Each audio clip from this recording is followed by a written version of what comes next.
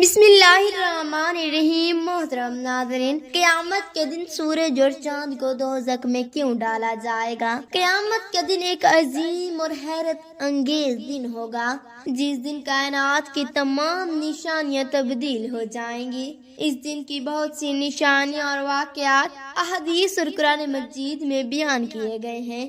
اسلام میں قیامت کا تصور نہایت اہم ہے اور قیامت کے دن ہونے والے واقعات میں سورج اور چاند کا دوزخ میں ڈالے جانے کا تذکرہ بھی شامل ہے۔ نبی کریم صلی اللہ علیہ وآلہ وسلم کے ایک حدیث میں اس کا ذکر ملتا ہے کہ اللہ پاک سورج اور چاند کو بغیر حساب و کتاب کے دوزخ میں ڈال دیں گے۔ صحابہ کرام نے جب اس بارے میں سوال کیا تو نبی کریم صلی اللہ علیہ وآلہ وسلم نے اس کی وضاحت فرمائی۔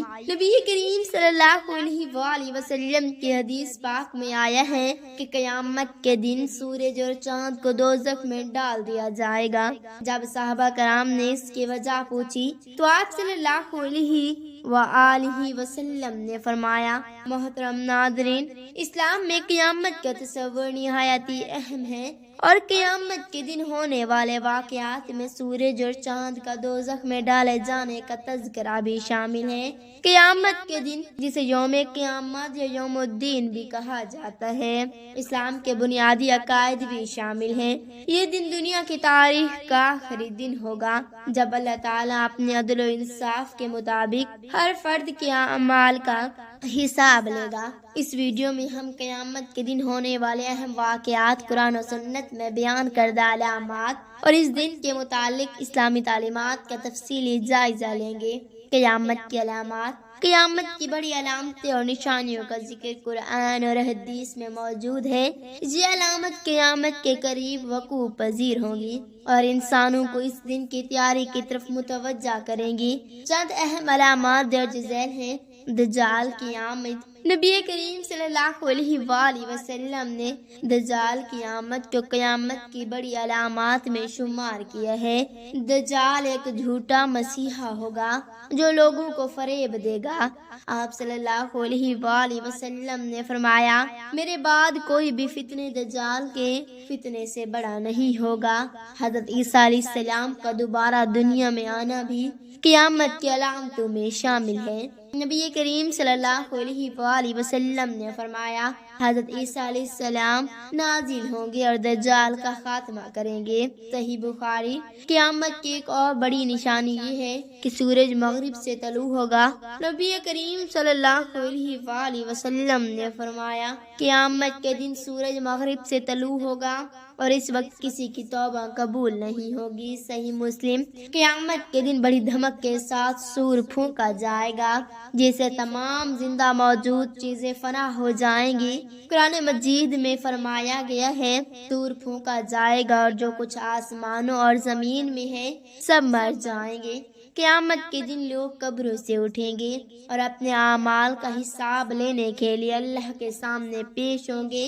قرآن میں کہا گیا، اور لوگوں کے اعمال ان کے سامنے رکھے جائیں گے اور تمہارے رب کی طرف سے تمہارے اعمال دکھائے جائیں گے۔ یہ دن ہر فرد کے اعمال کا حساب لیا جائے گا۔ نیک اعمال کرنے والے افراد جنت کی طرف جائیں گے جبکہ برے اعمال کرنے والے افراد عذاب میں مبتلا ہوں گے۔ قرآن مجید میں فرمایا، پھر جو کچھ اپنے اعمال کے حساب کتاب لے گا وہ خوشحال ہوگا۔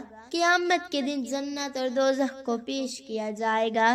جنت میں داخلے کے لیے نیک لوگوں کو خوشخبری دی جائے گی اور برے لوگوں کو عذاب کا سامنا کرنا پڑے گا۔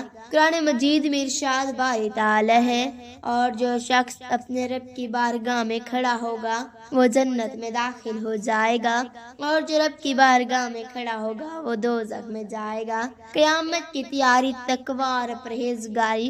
اسلام میں قیامت کی تیاری کے لیے تقوی اور پرہیزگاری کی تعلیم دی گئی ہے۔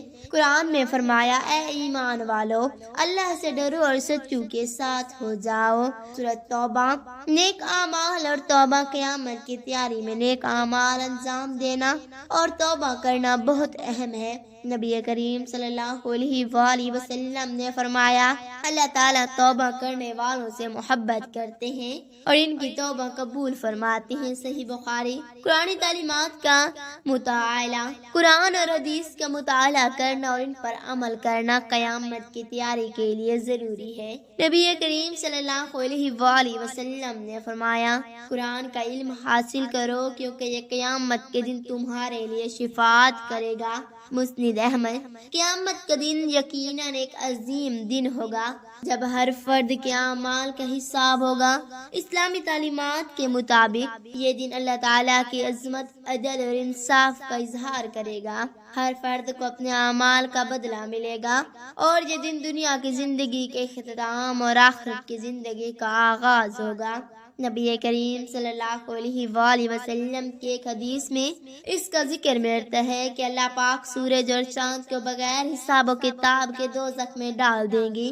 صحابہ کرام نے جب اس بارے میں سوال کیا تو نبی کریم صلی اللہ علیہ وسلم نے اس کی وضاحت فرمائی۔ اس تحریر میں ہم اس حدیث کا تفصیلی جائزہ لیں گے اور اس موضوع سے متعلق اللہ کے فرامین، دیگر حدیث اور واقعات کا ذکر کریں گے۔ نبی کریم صلی اللہ علیہ وسلم کی حدیث میں آئے ہیں کہ قیامت کے دن سورج اور چاند کو دوزخ میں ڈال دیا جائے گا۔ جب صحابہ کرام نے اس کی وجہ پوچھی تو آپ صلی اللہ علیہ وسلم نے فرمایا کیونکہ سورج اور چاند نے شرک کو فروغ دینے میں اہم کردار ادا کیا۔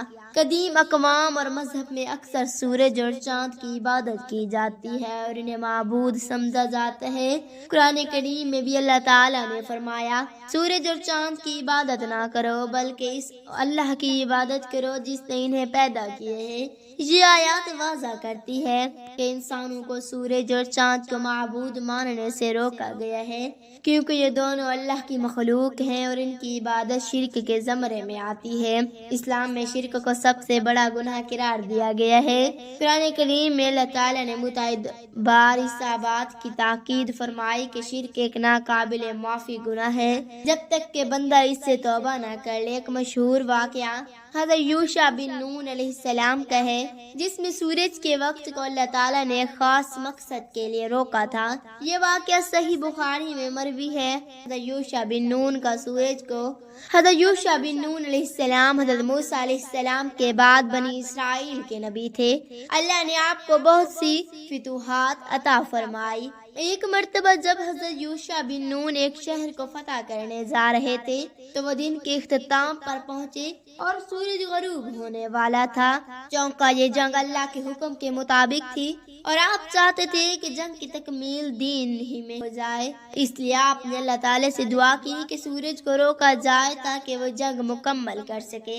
نبی کریم صلی اللہ علیہ وآلہ وسلم نے اس واقعے کا ذکر کرتے ہوئے فرمایا سورج کبھی کسی انسان کے لیے نہیں روکا گیا سوائے یوشع بن نون کے لیے جب وہ بیت المقدس کی طرف جانے کے لیے جنگ کر رہے تھے۔ صحیح بخاری۔ نبی کریم صلی اللہ علیہ وآلہ وسلم نے فرمایا سورج اور چاند اللہ کی نشانیوں میں سے ایک ہیں اور یہ کسی کے مرنے یا پیدا ہونے پر گرہن نہیں لگتے بلکہ اللہ ان کے ذریعے لوگوں کو اپنی نشانیاں دکھاتے ہیں۔ یہ واقعہ اس بات کی وضاحت کرتا ہے کہ سورج اور چاند کا کوئی ذاتی اختیار نہیں بلکہ یہ محض اللہ کی نشانیوں میں ایک ہیں۔ قیامت کے دن سورج اور چاند کا خاتمہ، قیامت کے دن سورج اور چاند کو روشنی دینا بند ہو جائے گا۔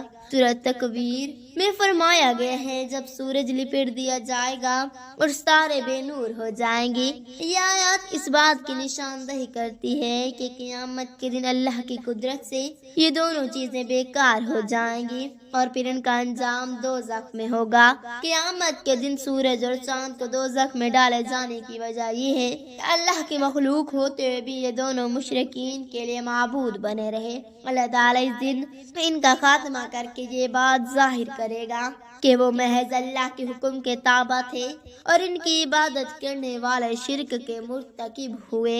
یہ واقعہ ہمیں اس بات کی درس دیتا ہے کہ ہم اللہ کی مخلوق کو معبود نہ مانیں اور صرف اللہ کی عبادت کریں جو وحدہ لا شریک ہے۔